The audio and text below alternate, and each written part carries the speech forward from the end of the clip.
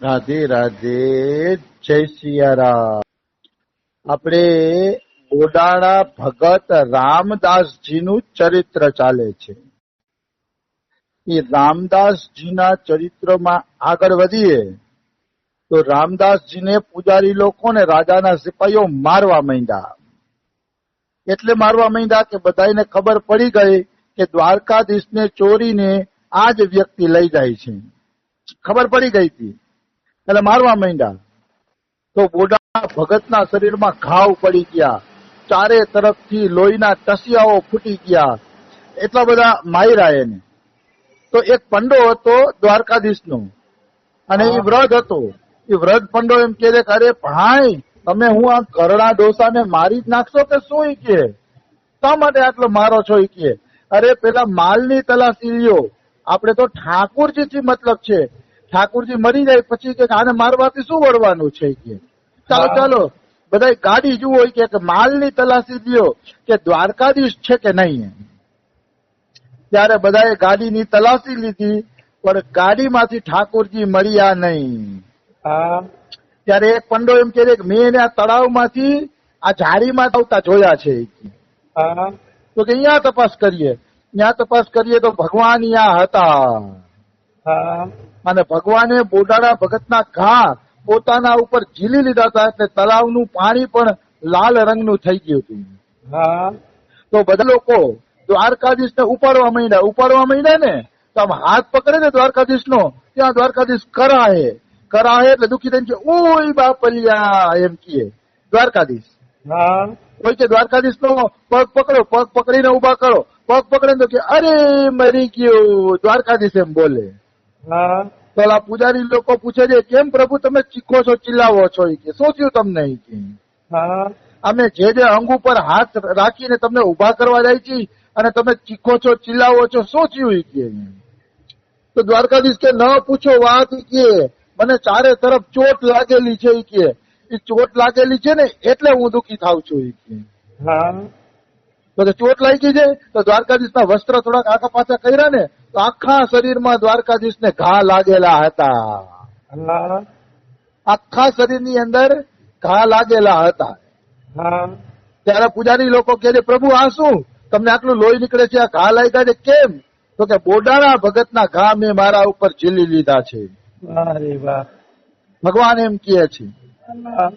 આના ઉપર આપણે એક દ્રષ્ટાંત દઈ શકીએ વિભીષણજીનું. એમાં ભગવાન રામે વિભીષણનો ઘા પોતાની ઉપર ઝીલી લીધો હતો. એક વખત લંકાની અંદર રાવણ અને રામનું યુદ્ધ થતું હતું. રાવણ રામનું યુદ્ધ થતું હતું ને તો રાવણની દ્રષ્ટિ વિભીષણ ઉપર પડી. વિભીષણ ઉપર પડી ને એટલે રાવણ ગુસ્સે થઈ ગયો કે આ વિભીષણે જ અમારા પરિવારનો નાશ કરાવ્યો છે. એટલે સૌથી પેલા તો એ કે આ વિભીષણ ને ભગવાનના ધામમાં પહોંચાડી દઉં કે એટલે મારું કે વેર વળી જાય. કારણ કે વિભીષણ ન હોત તો અમારું પરિવાર ક્યારેય મરત નહીં. એટલે વિભીષણ ઉપર ગુસ્સો આવતો તો રાવણને. એટલે રાવણે શું કર્યું? પુનિદાસ ખંડ કૃત હોય છાંડી શક્તિ પ્રચંડ ચલી વિભીષણ સન્મુખ મનહુ કાલ કર દંડ. મતલબ રાવણે એક શક્તિ મારી વિભીષણને. તુલસીદાસે રામચરિત માનસમાં આ પ્રસંગ લખ્યો છે કે રાવણે એક ઘોર શક્તિ મારી, જે શક્તિનું કોઈ નિવારણ નથી એવી ઘોર શક્તિ વિભીષણને મારી. અને એ શક્તિ વિભીષણ તરફ ગઈ ત્યારે એવું લાગતું હતું જાણે કાળ જ દંડો લઈને જાણે વિભીષણને મારવા આવે છે. એ શક્તિ કાળ રૂપ હતી, બહુ પ્રબળ શક્તિ હતી. જો વિભીષણને લાગી હોત તો મરી જ જાત. પણ રામે જોયું કે અરે હું તો શરણાગત રક્ષક છું અને વિભીષણ મારી શરણમાં આવ્યા છે તો કઈ રીતે હું એને મરવા દઉં? ભગવાન શરણાગત વત્સલ છે ને, ભક્ત વત્સલ છે ભગવાન. બિલકુલ. ભગવાન ભક્તોનું હંમેશા ધ્યાન રાખે છે. ભક્તને કોઈ પણ પ્રકારની કષ્ટી પડવા નથી દેતા ભગવાન. આવી વસ્તુ પણ શરણાગતિ હોવી જોઈએ.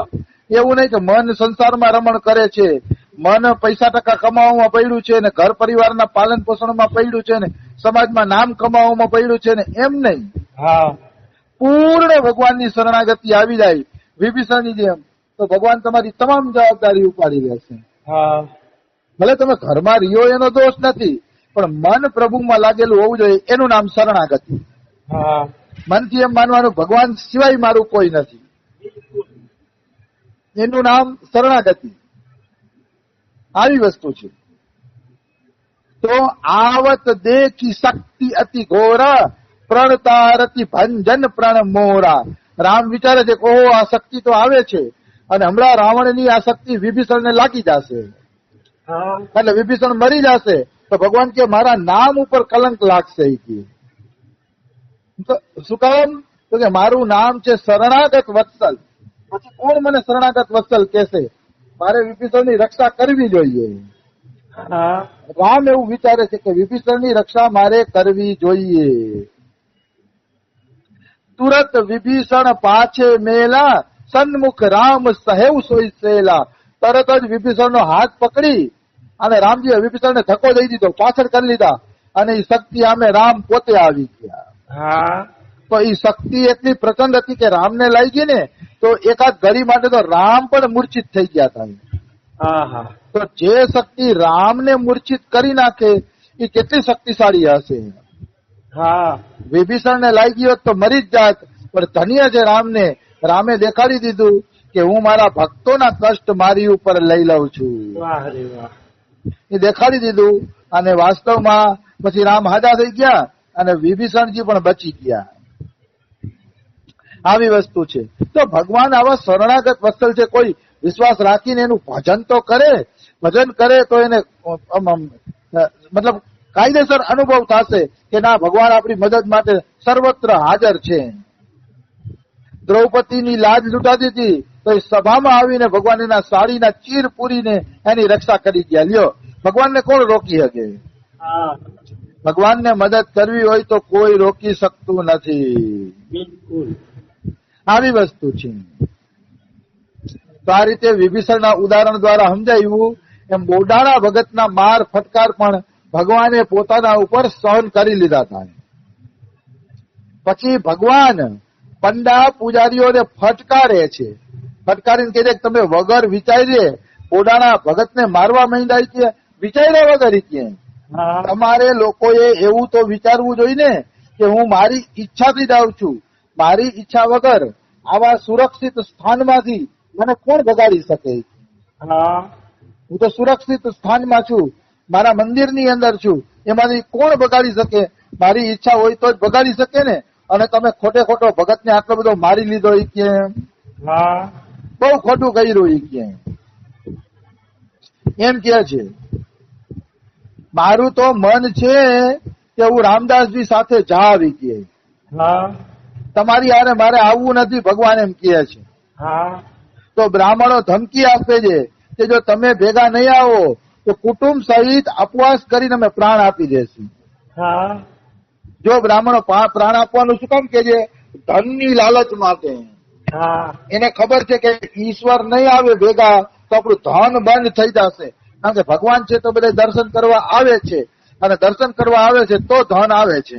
હા એટલે બ્રાહ્મણોએ ધન માટે ભગવાન ઉપર દબાવ દીધો કે અમે અપવાસ કરીને પ્રાણ છોડી દેશું. હા તો ભગવાન હસીને કહે છે, અરે બ્રાહ્મણો, જયારે હું પ્રલય કરું છું ને ત્યારે આખા બ્રહ્માંડ ને ખાઈ જાઉં છું અને એ બ્રહ્માંડમાં કરોડો બ્રાહ્મણો મરી જાય છે. કરોડો બ્રાહ્મણ. તો મને કઈ દોષ લાગતો નથી. એટલે તમારે મરવું હોય તો મરો, ભગવાન કહે, મને કઈ દોષ લાગવાનો નથી. હા તો કે તો પ્રભુ તમે અમારે ભેગા નહીં આવો?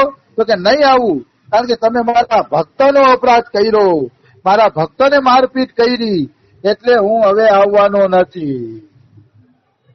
કારણ કે તમે મારા ભક્ત રહી છે કે મારપીટ કરી છે, હા એટલે કે હવે હું આવવાનો નથી. ના પાડી દીધી ભગવાને.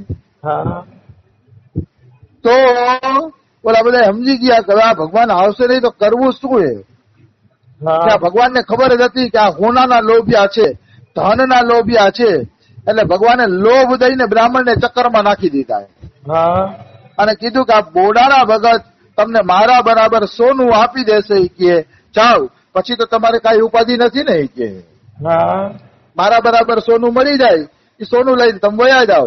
તો લોભિયા તો હતા જ, લાલચમાં આવી ગયા. હા એ કે હા હા હા એટલું હોનું આપી દો ને તો અમે વયા જાશું. હા ભગવાને એને બીજી મૂર્તિ બેહાડવાની કીધી. એ અત્યારે જે દ્વારકાધીશમાં મૂર્તિ બિરાજમાન